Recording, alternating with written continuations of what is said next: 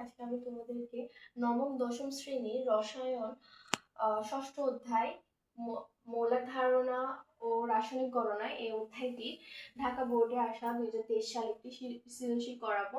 এর আগের ক্লাসগুলোতে আমি তোমাদেরকে বেসিকগুলো পড়েছিলাম, এখন সৃজনশীল প্র্যাকটিস করব। তো 15 গ্রাম ক্যালসিয়ামের সাথে 20 গ্রাম ক্লোরিন মিশ্রিত হলে ক্যালসিয়াম ক্লোরাইড উৎপন্ন হয়।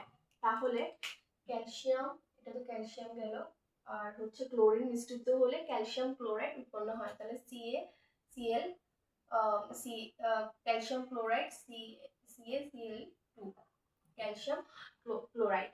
তো এখানে বলা হয়েছে সমঅণু কাকে বলে।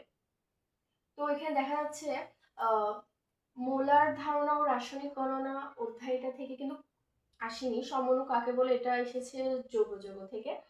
তো আমরা তো ভাবি যে মানে সিলেক্টিভ করে পড়বো, মানে অনেকগুলো অধ্যায় মিস দিয়ে, সেক্ষেত্রে সৃজনশীল আনসার করা একটু প্রবলেম হয়ে যাবে। কারণ হচ্ছে ক খতে কিন্তু অন্য অধ্যায় থেকেও কোশ্চেন আসে, তো সব অধ্যায় পড়া থাকতে হবে, নইলে প্রবলেম হবে। তো এখানে বলা হচ্ছে সমঅণু কাকে বলে, একই আণবিক সংকেত কিন্তু ভিন্ন গাঠনিক সংকেত বিশিষ্ট দুটি যৌগকে পরস্পরের সমঅণু বলে।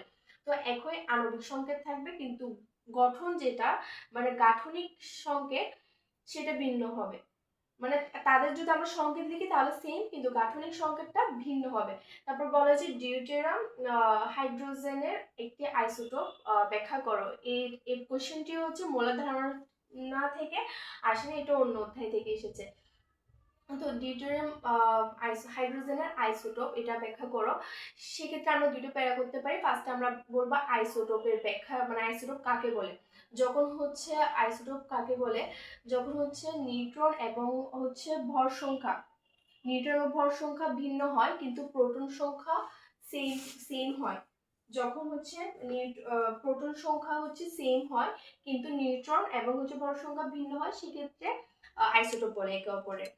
এবং হাইড্রোজেনের হচ্ছে তিনটি আইসোটোপ রয়েছে, একটা হচ্ছে প্রোটিয়াম, একটা হচ্ছে ডিউটেরিয়াম, একটা হচ্ছে ট্রিটিয়াম। এক্ষেত্রে আমরা সংকেত সহ লিখতে পারি, যেমন হাইড্রোজেন,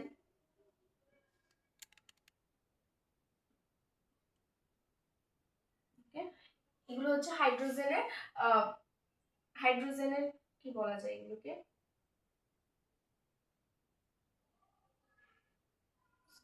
উল্টা হয়ে গেছে, আইসোটোপিক তো বলা হয়েছে। তো আইসোটোপিক হচ্ছে তিনটা। সেক্ষেত্রে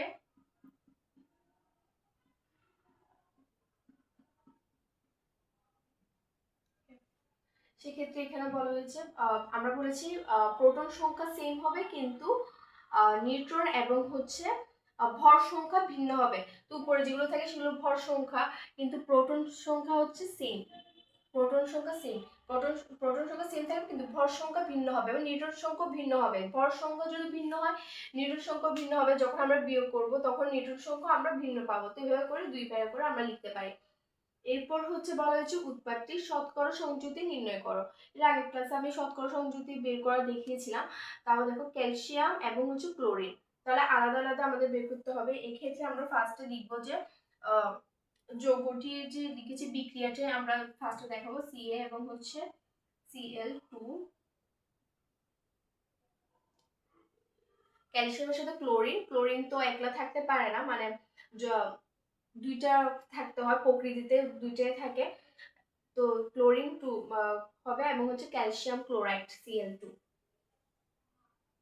এবং এটা আণবিক ভর আমরা বের করব। ক্যালসিয়ামের এবং ক্লোরিনের আণবিক ভর বের করতে গেলে কত হবে দেখো, ক্যালসিয়াম হচ্ছে 40 আর ক্লোরিনে হচ্ছে 35.5 × 2। তাহলে এক্ষেত্রে যে আমরা ক্যালকুলেটর দিয়ে করি,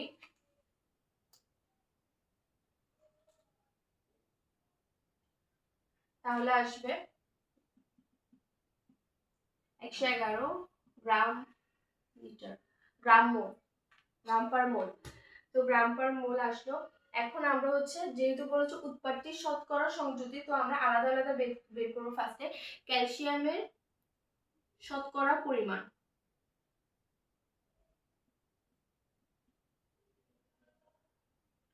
আমরা যে যৌগটি টোটাল পেয়েছি সেটা আমরা নিচে লিখবো 111 এবং নিজস্ব ক্যালসিয়ামের কত 40 ইন্টু 100%,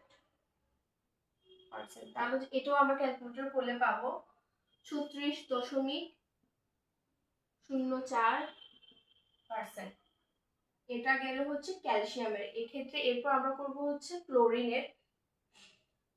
ক্লোরিনেরটাও সেম, মানে নিচে তো আমরা মোট যেটা সেটা লিখবো, এর আর উপরে হচ্ছে জাস্ট ক্লোরিনেরটা লিখবো। তো এক্ষেত্রে আমরা এখানে এটা মুছে দিই আপাতত। ক্লোরিনের শতকরা পরিমাণ,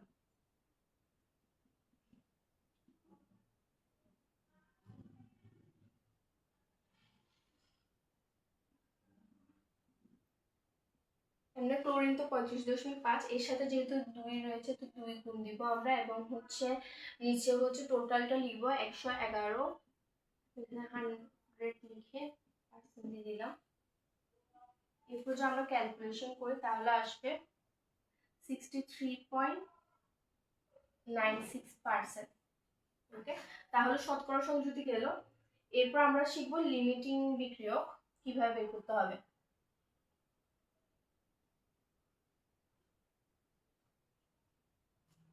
আবার আমরা হচ্ছে ফার্স্টে বিক্রিয়াটা লিখব।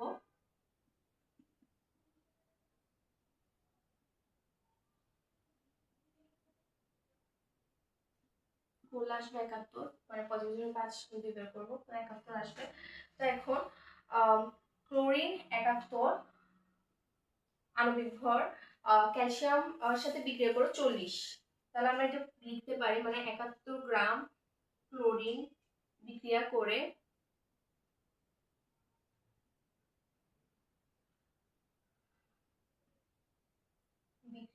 40 গ্রাম ক্যালসিয়ামের সাথে।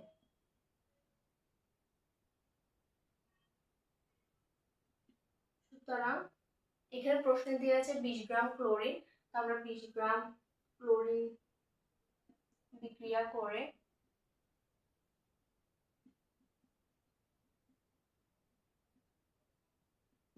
সাথে, তাহলে ক্যালকুলেশন করলে আসবে 11.27 গ্রাম।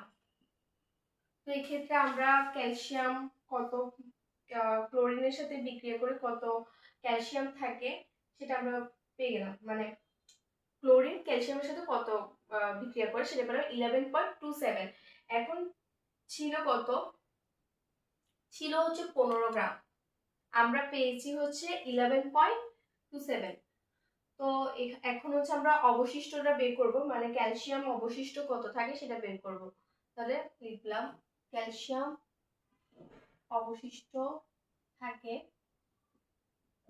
ছিল হচ্ছে 15 গ্রাম এবং আমরা পেয়েছি 11.27। তো সেক্ষেত্রে আমরা অবশিষ্ট থাকে ওটা বের করবো।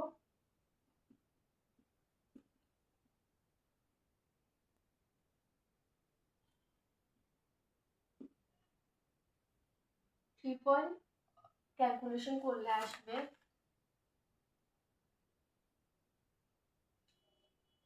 3.73। তাহলে এখানে হচ্ছে লিমিটিং বিক্রিয়ক জানতে চেয়েছে। লিমিটিং বিক্রিয়ক মানে এখানে ছিল কত ক্যালসিয়ামের ক্ষেত্রে, লিমিটিং বিক্রিয়ক মানে যেটা হচ্ছে আরো অবশিষ্ট থেকে যায়, তো এক্ষেত্রে আরো অবশিষ্ট থেকে যায় হচ্ছে ক্লোরিন, তাহলে এক্ষেত্রে ক্লোরিন হবে লিমিটিং বিক্রিয়ক। তো এই পর্যন্ত।